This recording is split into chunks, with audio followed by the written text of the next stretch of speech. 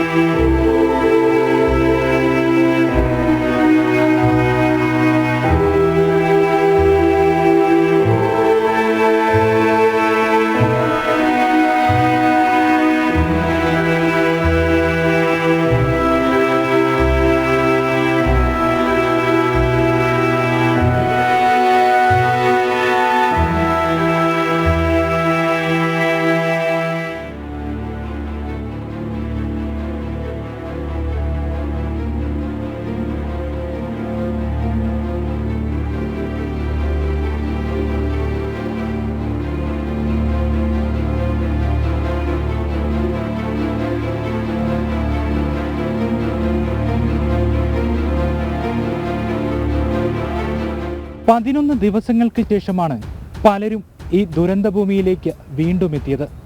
ജനിച്ചു വളർന്ന മണ്ണ് തകർന്ന് തരിപ്പണമായി കിടക്കുന്ന കാഴ്ച നിസ്സഹായതയോടെ അവർ നോക്കി നിന്നു. ഒന്നും മിണ്ടാതെ മനസ്സിൽ 1000 ഓർമ്മകളുമായി.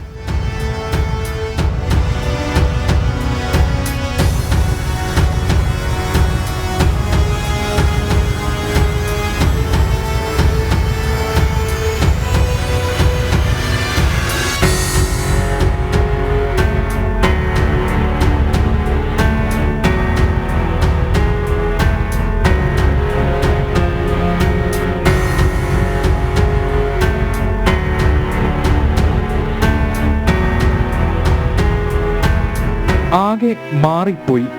എല്ലാം എവിടേക്കോ ഒഴുകിപ്പോയി. അന്ന് ഇവിടെയെല്ലാം വീടുകളുണ്ടായിരുന്നു, കടകളുണ്ടായിരുന്നു, സൊറ പറഞ്ഞിരുന്ന വഴിയോരങ്ങളുണ്ടായിരുന്നു, പ്രിയപ്പെട്ടവരും ഉണ്ടായിരുന്നു. ഇന്നോ ഓരോ സ്ഥലത്തിനും 1000 ഓർമ്മകൾ മാത്രം.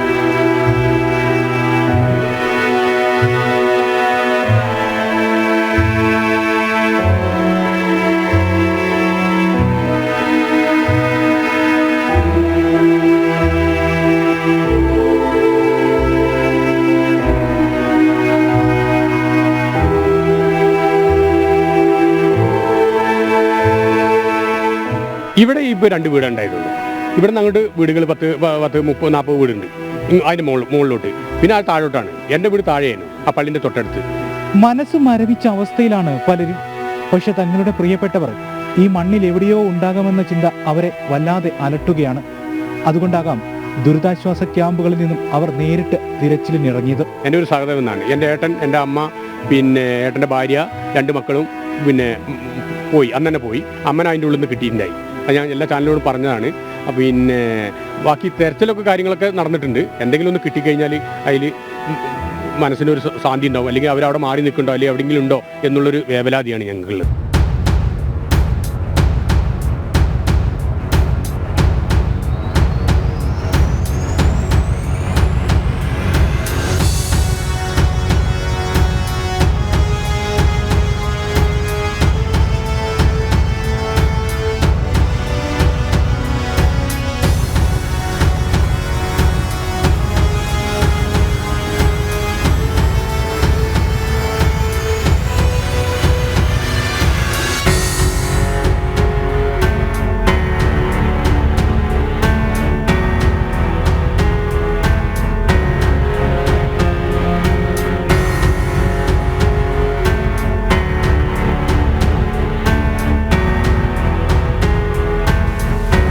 ദുരന്തത്തിന്റെ നടുക്കുന്ന യാഥാർത്ഥ്യങ്ങൾ ഇവർ ഇപ്പോൾ അംഗീകരിച്ചു കഴിഞ്ഞു. ഇനി അതിജീവനത്തിന്റെ നാളുകളാണ്. അതിജീവിക്കുക തന്നെ ചെയ്യും. കാരണം നാടിന്റെ നാനാഭാഗങ്ങളിൽ നിന്ന് ഇവരെ ചേർത്തു നിർത്തുന്ന നല്ല മനുഷ്യർ ഒരുപാട് ഉണ്ടല്ലോ. ക്യാമറമാൻ സന്തോഷ് മണ്ണാർകാടിനൊപ്പം മിഥുൻ മുരളി, ജനം.